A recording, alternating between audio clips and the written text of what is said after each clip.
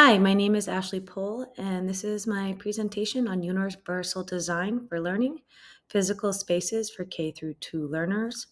My audience is intended to be colleagues of mine in grades K through 2nd.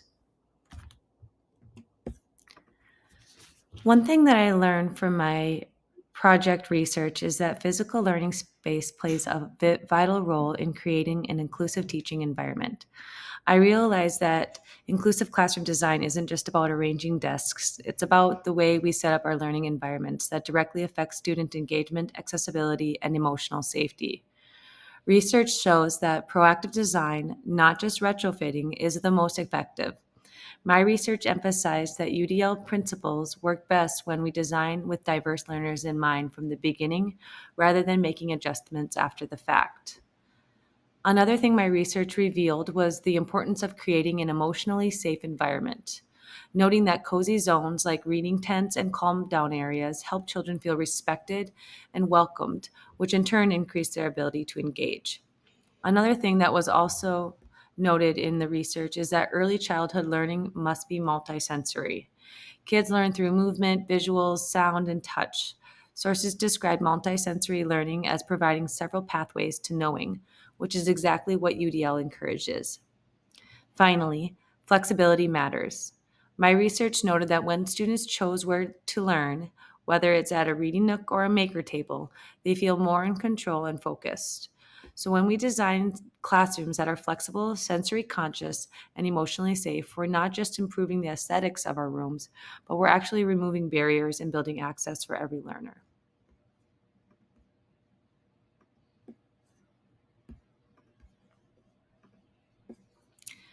One of the parts of my project was to create a checklist of physical classroom design features that align with UDL principles. So, beginning with engagement, the first UDL principle, it means that helping kids feel motivated and safe and ready to learn. Quiet zones like the library, writing center, and listening center feature soft lighting, fidgets, and cozy seating. These calm areas help students self regulate and feel safe, aligning with UDL's goal to reduce distractions and support emotional well being. Active zones like a Lego station, puzzle table, and building centers are great for hands on creative learning. Play-based centers are another engagement design feature and can include dramatic play with like costumes and other fun things. Like I used to have menus and have a whole restaurant set up.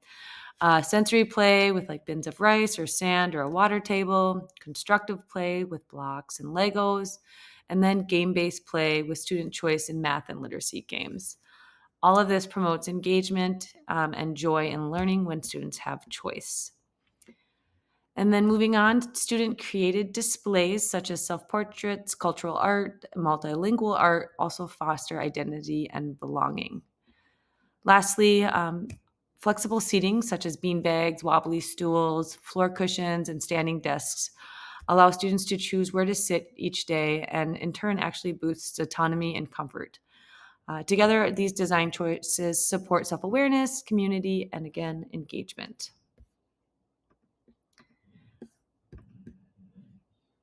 Moving on to multiple means of representation. That's the how we present content and information in ways so that all learners can access it. Um, One way this is done is through multiple modalities, which are like pairing text with visuals, tactile letters, bold line paper, and audio recordings. These modalities help students remove sensory barriers or just remove barriers. Another idea is visual supports and schedules, such as daily schedules, like I said, with movable arrows, labeled centers, and timers that make routines predictable and transitions easier, especially for students who benefit from visual cues. Another idea was bilingual and multilingual labels in English, home languages, and sign language to foster independence, build early literacy skills, and reflect students' identities. Another idea was tactile and sensory tools like textured letters, storybooks, manipulatives, and sensory bins to engage learners through touch and help build that concrete understanding.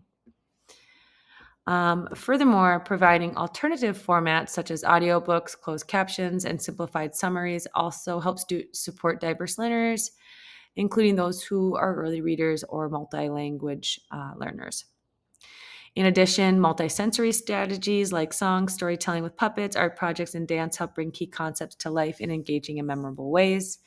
Finally, it is also important to incorporate inclusive and diverse learning materials by offering books that reflect a range of languages, cultures, and families. Posters should display children of all abilities and backgrounds.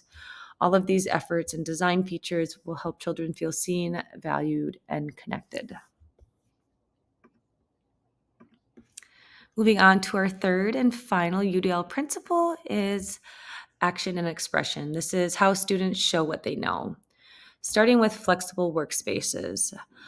Try to include wide aisles, open floor areas, and clearly arranged centers so students can move around safely and independently.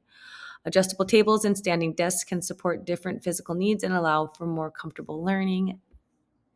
As well, moving on to multiple ways to express themselves. So try to offer a variety of tools like drawing and writing supplies, sentence starters, puppets, and menus for dramatic play, storytelling apps like Seesaw, and hands-on building tools like blocks and Legos. These options let students choose the method that best fits their strengths and interests.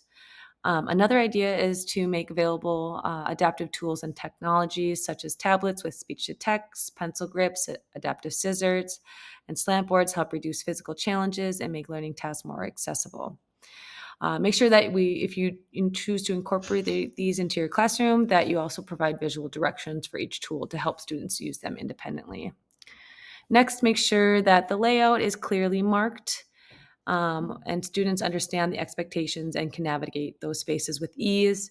Try to use colored tape for sitting and lining up, signs and labels for materials and spaces, and furniture placement to define areas for work, play, and quiet time. The structure helps students stay focused and feel confident moving through the room. Lastly, be sure to prioritize physical accessibility by maintaining wide, clutter-free paths and placing materials at child height. This ensures that all students can access the tools and spaces they need without needing adult assistance. All right, moving on to my final slide. Another part of my project was that I wanted to reflect on how my classroom design measured to this. So as I reflected on my current space using the UDL lens, I found a lot to celebrate, especially in visual supports, organization, and multimodal tools.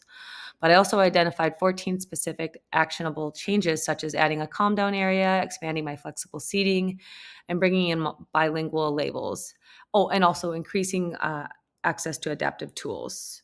With this reflection, I was reminded that UDL is not only about having a perfect classroom, it's about proactively responding to students' needs with not with thoughtful design choices.